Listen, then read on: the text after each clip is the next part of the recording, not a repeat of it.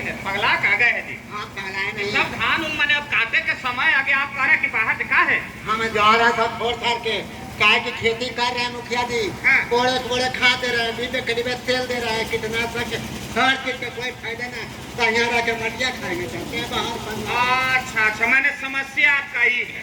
मैंने खेती में कतनो खाद दवाई तेल केमिकल शेमिकल सब दे के थक गए। सब फायदा हाँ? खेत माने फसल बढ़िया न हो ना।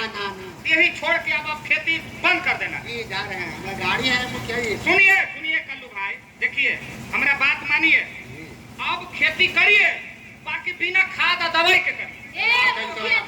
हाँ। बिना खाद और दवाई के खेती। हाँ। समय से खाद, समय से पटवन, समय से सब कुछ। हाँ। तो हो ही न रहा है। अच्छा। अब बोल रहे हैं आपके बिना खाद और बिना दवाई के एकदम होगा। ये कैसे होगा मुखिया जी? अरे गोबर गनौरा से होगा खेती। ये कहता गोबर। हाँ। देखिए हमारा जो हम लोग के जो दादा परदादा लोग थे उस समय हमारा देश में खाद नहीं था। अच्छा। इसका संसार नहीं था तो क्या वो लोग खेती नहीं करते थे? होता था परंपरागत खेती वो लोग बोलते थे।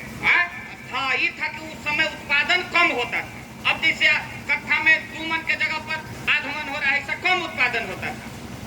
लेकिन खेती वो लोग जो किए ना वही सही था। अरे अब तो भाई एक से एक टेक्नोलॉजी आ गया है। अब गोबर गनौरा से खेती होगा ना तो उत्पादन ज्यादा से ज्यादा लिया जाएगा। फिर जब वो लोग गनौरा से खेती करते थे, फिर जब हमारे देश में खाद आया, सरकार कही कि भाई आप कट्ठा में पा भर के हिसाब से दीजिए, वैज्ञानिक लोग कहे कि कट्ठा में पा भर के हिसाब से दीजिए।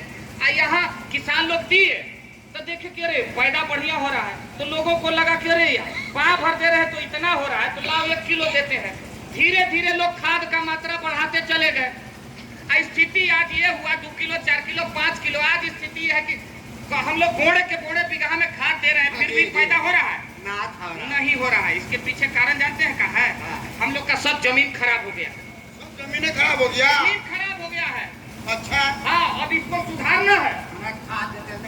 खराब हो गया है तो अब हम लोग ना गोबर गनौरा से खेती करेंगे, उसको जैविक खेती बोलते हैं। ठीक है। हाँ। वो कैसे होती जी? जैविक खेती देखिए, जैविक खेती में ना आप शुरू करिएगा तो सरकार आपको मदद करेगी। हाँ जी। कैसे? सरकार आपको पैसा देगी मलकिनी। हाँ, 3 साल तक लगातार पैसा देगी सरकार। 3 साल? 3 साल। अच्छा। पहला साल 11,500, दूसरा साल 6,500, फिर तीसरा साल 6,500। तो ढेर पैसा मिल रहा है। हाँ, आई पैसा काहेला मिलेगा पता है? काहेला? किसान थक के आएगा, घर आगे मुड़ेगा दारू पिए। दारू का बनना से दारू तारी का नाम में कौन जेल चल जाता? पता है ना कि दारू बंद है। ठीक दारू नहीं, मुर्गा मछली खाएगा नहीं। अरे सरकार किसानों को पैसा देगी खेती में इस्तेमाल करने के लिए। जैसे कि पहला साल 11,500 जो मिलेगा ओकरा में से 5,000 से वो केचुआ से खाद बनाने वाला एगो हौदा बनाना है। अब वो हौदा रहेगा 10 फीट लंबा, 3 फीट चौड़ा, 2.5 फीट गहरा। और ओकरे में जो भी आपके घर में जो जानवर है उसका गोबर उसमें डालिए। ऊपर से केचुआ डाला जाएगा। उसमें पानी का नियमित बनाए रखना है, जो नमी होना चाहिए बनाए रखिएगा। और सब जो केचुआ रहेगा चेड़ा, सब गोबरा को खा खा करके चाय के पत्ती जैसा एकदम नहीन कर देगा और वही हम लोग खेत में छीटेंगे। हाँ, कहीं पे हमको खाद खरीदने का जरूरत नहीं है मुखिया जी। हाँ। तो हमारा पास गाय भैंस है मुखिया जी, का गोबर कहाँ चलेगी? कहीं तो चोरेबे नहीं करेंगे। आप घास करने जाती थी काहेला? अभी तो घास करने जाते थे, लेकिन जानते हैं हाँ। बाहर जाए के चक्कर में ना 2 किलो गैया दूध देता था मुखिया जी। अच्छा। अब बाहर जाए के चक्कर में ना 5-6 हजार में लीला। दिमाग खराब है जी। उतना बढ़िया गाय 5,000 में बेच दिए।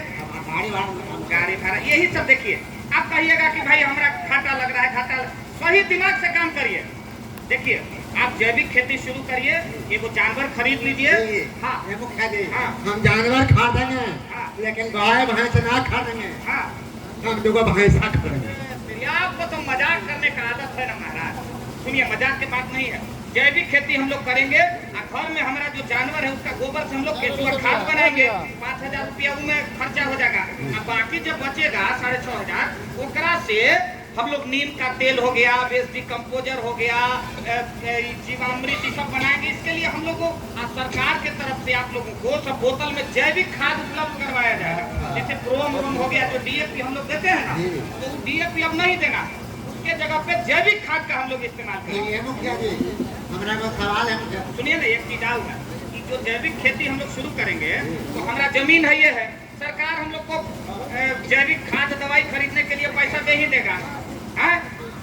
3 साल तक हम लोग अपना जमीन पर जैविक खेती कर लेंगे ना, तो हमारा जमीने जैविक हो जाएगा। मतलब ओकरा में इतना पोषक तत्व आ जाएगा कि फिर हम लोग का बम्पर पैदावार हो जाएगा। हाँ, शुरू में थोड़ा सा पैदा कम होगा, लेकिन घबराना नहीं है। हम लोग इसको करते रहेंगे, फिर 3 साल के बाद आपका एकदम ये अभी जो हो रहा है ना, उससे भी ज्यादा पैदा होगा। तो थोड़ा सा पेशेंस रखना है। अरे महाराज, हम लोग का देश आजाद होने में 200 साल लोग लड़ते रह गया, तब आजाद हुआ। हम लोग साल 2 साल में थक जाएंगे? एकदम लड़ते रहना है। देखिए, वैज्ञानिक लोग बताएंगे कि हाँ भाई, अभी काम करिए, थोड़ा सा मेहनत करिए, उसके बाद आपका एकदम सब जमीन सही हो जाएगा। 3 साल जानते हैं जैविक कर लीजिएगा ना, तो आपको वो लाइसेंस मिल जाएगा, जैविक का सर्टिफिकेट। हम लोग अरे महाराज, तो मामूली फायदा है। 3 साल आप कर लीजिएगा ना, तो 3 साल में पहला साल C1, दूसरा साल C2, तीसरा साल C3 और जैविक का सर्टिफिकेट मिल जाएगा। उसके बाद वो जमीन में जो भी आप फसल उपजाइएगा, तो वो आम फसल से दूसरा, जैसे आप खाद से जो बैगन उपज रहा है तो 10 रुपए बिक रहा है ना, तो आपका 40-50 रुपए बिकेगा। अच्छा मुखिया जी, मानते हैं कि ऑर्गेनिक खेती हम किया, हमको 2 क्विंटल गेहूँ बेचना था, तो अकेले में हम लेगा 2 क्विंटल गेहूँ, कोई महंगा? हाँ, ये भी आपका कहना सही है। देखिए, अकेले चना भाड़ नहीं फोड़ सकता, तो इसलिए हम लोग को क्या करना है ना, एक समूह बना के खेती करते हैं। हाँ, समूह बना के। अच्छा, समूह बनाइए, सब लोग हम लोग मिल के FPO बना लेते हैं। हाँ, FPO ना एक किसानों का बहुत बड़ा संगठन होगा। जो जैविक FPO होगा, उसमें कम से कम 100 एकड़ रकबा होगा जमीन का, ज्यादा से ज्यादा 500 एकड़ जमीन का रकबा होगा। समझ गए? इधर आ जाइए। तो ऐसा हम लोग एगो FPO बना लेंगे ना, FPO बना के उसका रजिस्ट्रेशन हो जाएगा। तो रजिस्ट्रेशन में भी हम लोग को अपना पैसा नहीं खर्चा करना है, सरकारी योजना के तहत हम लोग की FPO का रजिस्ट्रेशन करवा देंगे। हमारे महाराज हर तरह से सुविधा दे रही है। हाँ, और बाद जानते हैं, जब FPO बन जाएगा ना, तो आप ऑनलाइन पूरे विश्व में समझिए कि छा जाएंगे। उसके बाद मान लीजिए आप कोई हैदराबाद के आदमी चाहे कि भाई हमको 100 एकड़ में ऑर्गेनिक गेहूं करवाना है, तो आपके FPO से संपर्क करेगा कि हाँ भाई, फलना जगह पे बनियापुर में एक FPO है और वहाँ के किसान लोग जैविक खेती करते हैं। आपसे संपर्क करेगा, आपके पदाधिकारीगण उनसे बात करेंगे और आप लोग जैविक खेती करिएगा। आपका माल उचित दर पर बढ़िया रेट में बिकेगा। वाह, तो बढ़िया बात है। तो ध्यान देना का, अब हम लोग को खाद और दवाई के फेर में नहीं रहना है। जैविक खेती करेंगे, सरकार हम लोग को 3 साल पैसा देगी और वही पैसा से दवाई खरीदना है, ऑर्गेनिक दवाई। और सब सरकार के लोग, जो हमारे किसान सलाहकार हैं, कृषि कोऑर्डिनेटर सर हैं, वो सब लोग आप लोग को बताएंगे कि कौन दवाई लीजिए। आप समझ में आ रहा है? जैविक हमारा रजिस्ट्रेशन हो जाएगा, जमीन का सर्टिफिकेट मिल जाएगा, तो 3 साल के बाद हमारा वही जमीन में, जो आज गेहूं हमारा 20 रुपए किलो बिक रहा है, वही जमीन में गेहूं हमारा 50 रुपया 60 रुपए किलो बिकेगा। अच्छा, समझ गए? FPO भी बना लेना है एकदम जम के और ईमानदारी से। समझ गए हो कल भाई? हाँ, सवाल है। हाँ, बोलिए। सारे नंबर चाहिए। हमारा प्रधानमंत्री का पैसा आता था ना, नहीं आ रहा है। ये 15वीं किस्त का पैसा नहीं आया है? 4-5 बार चेक करवाइए पैसा। अच्छा, KYC करवाए थे? KYC का होता है। देखिए, यही ना आप गड़बड़ा गए। देखिए, आप ही का नहीं, प्रखंड में लगभग 200-250 किसान का अभी पैसा नहीं आया। तो इससे घबराना नहीं, अभी भी समय है, हम लोग को चेत जाना है। देखिए, KYC करवाना बहुत जरूरी है। आपका जो भी कागज है ना, आधार, पैन, आपका जो भी है, ये सब कागज लेके जाइए आप कोई भी साइबर कैफे में। अन्य तो सुनिए ना जी, आपके किसान सलाहकार सर है, कोऑर्डिनेटर सर है, उस सब लोग के पास ये सुविधा है। आप उनसे संपर्क करके KYC करवा लीजिए। उसके बाद NPCI करवाना, NPCI आपका बैंक में होगा।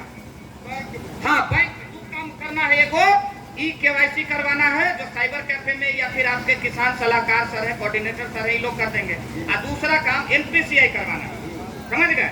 NPCI के लिए बैंक में जाना पड़ेगा। अब बस ये काम करवा लीजिए, आपका पैसा तुरंत आ जाएगा।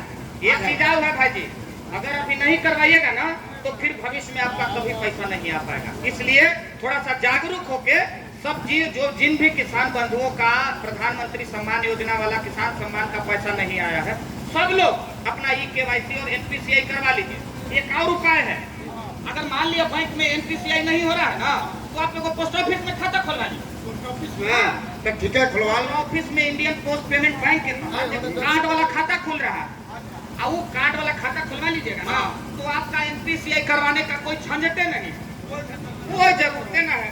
उनमें ऑलरेडी DBT इनेबल्ड रहता है, मतलब NPCI जुड़ा रहता है। पोस्ट ऑफिस में जाइएगा, कहिएगा कि सर हमारा कार्ड वाला खाता खोल दीजिए, DBT इनेबल्ड जो होता है IPPB के तहत, समझ गए? ये खाता खुल जाएगा ना, 250 रुपया लगेगा, और 250 रुपया फीस नहीं लगेगा।